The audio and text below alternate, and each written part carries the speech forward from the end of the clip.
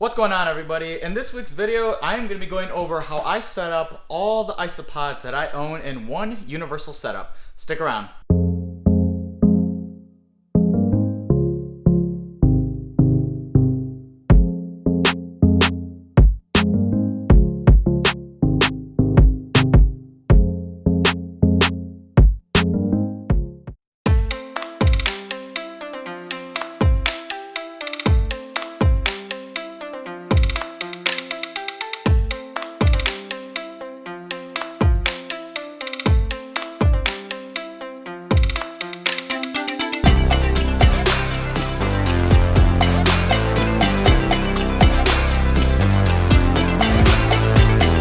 So first, we are going to take our drill and our drill bit here.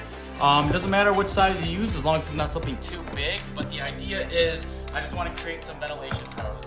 So what I'm going to do is take it and just drill.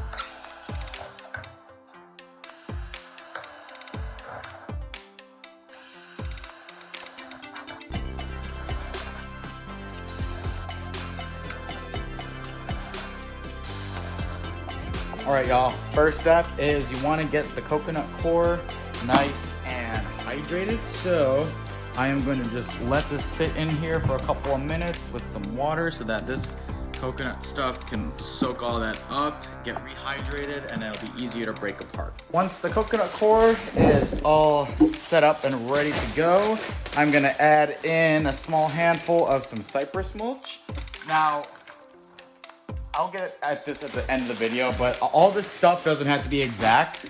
Another really good item I like to add is rotting wood that you can find outside, and you cure it. And you can do that for the leaves as well. You can find oak leaves outside and some magnolia leaves, and you can bake those in your oven or do another way of sterilization, and you can add those as well. But basically the main component for our substrate, we're just gonna be mixing all this stuff. So we got coconut core, we got Cypress Mulch. Next, we will go ahead and add in some peat moss.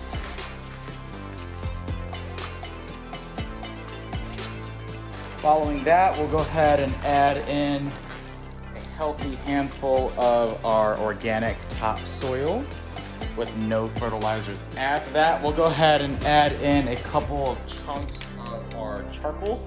Now, you can break this up to make it a little bit more manageable, but for the sake of the video, I'm just gonna add in a few chunks and kind of just break it up with my hands here. Once all the components of our substrate are in there, we are gonna go ahead and just add a couple of leaves. Now these I purchased, but again, well, not most, but a lot of this stuff you can just go ahead and purchase or find out in your backyard. I was just too lazy to, and I had all this on hand, so this is what I'm gonna use. After all that is together, let us go ahead and mix up our substrate.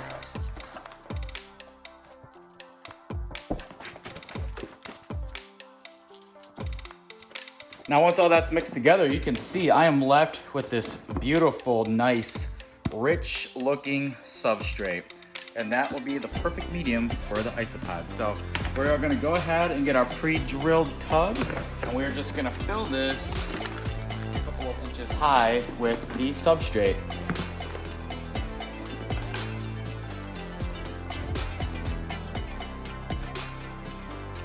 All right, there's two additional ingredients that I forgot to mention. One of them is calcium carbonate, and the other is a Cuttlebone. But that's again why I'm gonna put everything in the description. So part of the substrate, you actually wanna mix some of this calcium carbonate.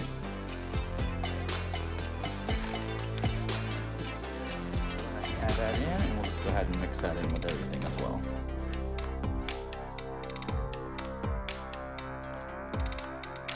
Awesome, now that we have that, we can just go ahead and add in our other features. So I'm gonna be using some flat cork bark here.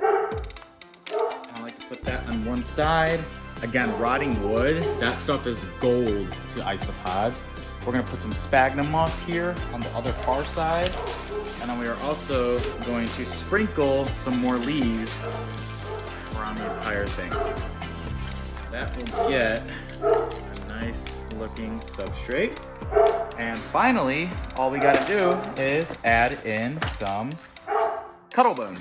Now, the calcium carbonate does help getting some salinity in there, but I like to give this calcium bone just in case as well. A lot of the Cubaris species, like the Cubaris rubber ducky, they enjoy limestone because apparently they're found in limestone caves. However, you can also make up for all that stuff just with your ingredients. So that's what the finished setup looks like. Now what I'm gonna do is go ahead and just give a light spray over the whole thing, but I'm mostly gonna pertain to it on one side, and that is where the sphagnum moss is. Flip that over, and that will keep everything all hydrated. Now, there is a couple of things I do wanna mention. One, you don't have to use this exact setup. This setup is what I use for all my isopods, and I've had a lot of success with it. The reason for that is because I'm providing all the basic elements that these isopods need. Now, you gotta keep in mind, some isopods have different preferences over others. For example, rubber ducky isopods, they prefer a lot more humidity, so I may decrease the amount of holes I add in their enclosure. I may have deeper substrate. They also like a lot of types of limestone or salt, I guess you could say, calcium in that sense. So I add a lot more of those components into the substrate as well. Other isopods like it more dry, so I don't spray them as much. It depends on the maintenance. I maintain all my isopods once a week. I feed them once a week and I spray them once a week. Some of the isopod container bins, I will spray the entire thing, but for example, my zero bins, I only spray a small portion of it. So with having a universal setup for all your isopod, you do have to keep in mind there are different needs for all these isopods, and how you set them up will be very important, but also how you maintain them.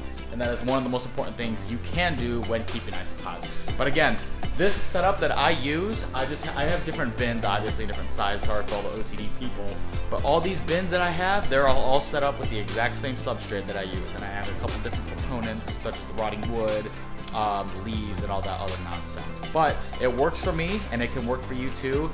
I haven't tried it with every species of isopods, so don't take my word for it on all of them. However, I would say it would work for probably most, if not all, types of isopod species out there. So, thank you guys so much for watching this video, and we will catch you in the next one.